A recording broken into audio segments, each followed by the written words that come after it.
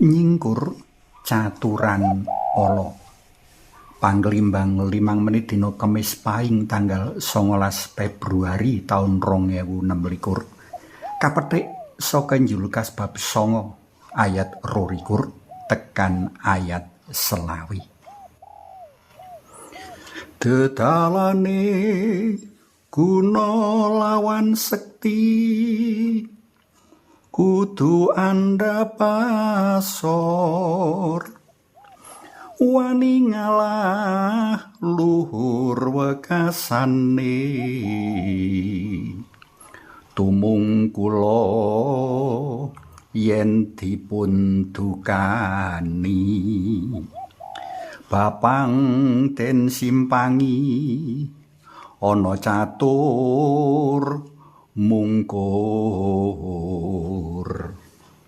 Tembung ana catur mungkur tegese ana guneman ala ora prayoga ra perlu digubris.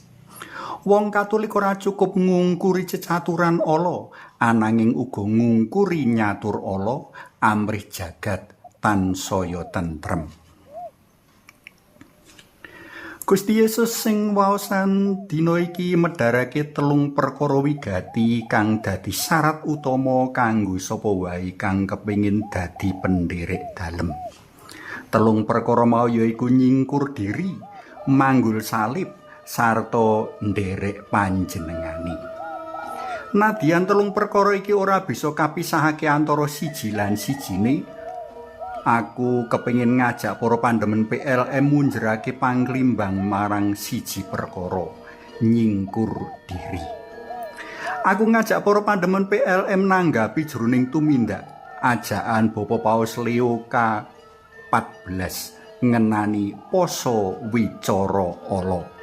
Dadi wong poso mono ora amung ngendhaleni mangan lan ngombe sarta nyenyirik panganan tartamtu, ananging uga poso wicara ala. Jroning pesen mangsa Prapaskah taun 2026, Bapak Paus Leo K14 mrayogakake laku poso kang katone banget prasaja, ananging banget wigati lan piguna. Poso caturan ala. Ayo padha miwiti poso kanthi mblejeti basa kita, ngendani tembung-tembung kang atos lan pambiji kang kesusu, ngedohi pitenah sarta pakulinan ngondho alane liyan kang ora teka lan ora iso aweh pambela diri. Sawijining pitakonan panglimbang prayoga kapigatekake. Sapa sing bisa mesthekake diri kalih saka tumindak ngondho alane liyan? Ngetokake tembung-tembung landhep nylekit mbrongot ati utawa nyebarake kabar anane liyan kang cengkah karo kasunyatan. Bapak Paus Leo K14 manjurung umat padha ngganti tembung-tembung kang ala nocok natoni mau nganggo tembung-tembung kang semanak nggawa pangarep-arep lan adem nentremake. Mbuh jroning keluarga, lingkungan panggawean, pasaman suci, semono uga ing ruang publik. Wong tua bisa nuturi anak-anake kanthi tembung-tembung semeleh wicaksana. Antara warga brayat bisa sungpiling kanthi tembung-tembung sareh kebak ing paseduluran. Anak bisa pirembugan marang wong tua kanthi tembung-tembung kang kebak ing pakurmatan. Ora mbanggil, ora mrengkel. Para tresna PLM kinasih, para penderek dalem Gusti ora cukup nyingkur caturan ala, ananging uga nyingkur nyatur ala. Monggo padha ngisi mangsa Prapaskah kanthi nuwuh ngrembakake kahanan ayom-ayem jroning pasramungan kanthi poso caturan ala. Muga Gusti ngijabahi niat-niat becik kita.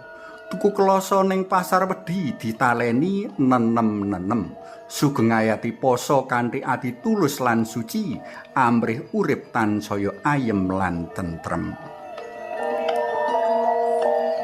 Suawi sami munjuk, kunjung asma dalem Yang Rama Yang Putra Tuwin Yang Roh Suci. Amin.